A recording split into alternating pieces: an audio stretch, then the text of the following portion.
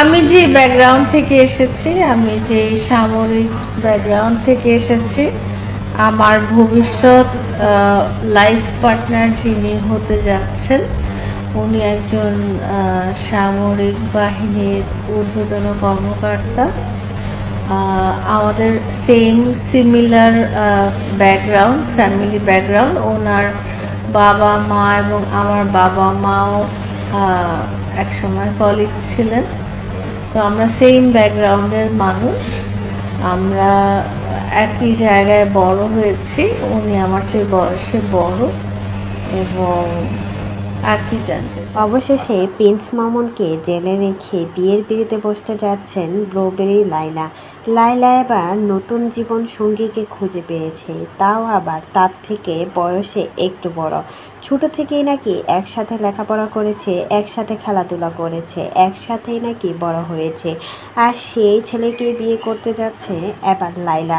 লায়লাও এবার দেখিয়ে দেবে নিজের জীবনটাকে সুন্দরভাবে সাজিয়ে গুজিয়ে সাংসারিক হয়ে মামুনকে দেখিয়ে দেবে। মামুন তো সংসার করতে পারলো না 4 মাসও, তার ভিতরে 2-3 বার জেল খেটে ফেলেছে বউয়ের হাতে। এখন লায়লা নিজের জীবনটাকে সুন্দর করে সাজিয়ে গুছিয়ে সেনাবাহিনীর কর্মকর্তাকে বিয়ে করতে যাচ্ছে লায়লা। এবার সাংবাদিকদের সামনে খোলাখুলি কথা বললেন লায়লা।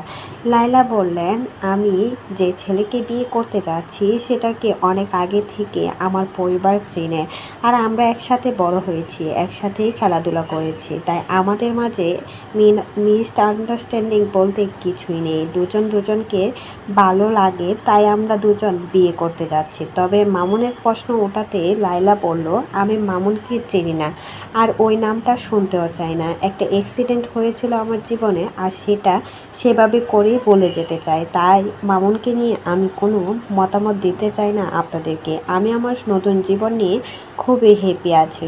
দেখা যাক লায়লা কতদিন ভালো থাকতে পারে মামুনের পিছনে না লেগে। এখন তো আর মামুনের পিছনে লাগতে হবে না লায়লার, তাই তো নতুন জীবনে পা রাখতে যাচ্ছে লায়লা। মামুনকে জেলে রেখে নতুন জীবনের সূচনা করতে যাচ্ছে লায়লা। তো এই বিষয়ে কোনো মতামত থাকলে সেটা অবশ্যই আমাদের কমেন্ট বক্সে জানাতে ভুলবেন না।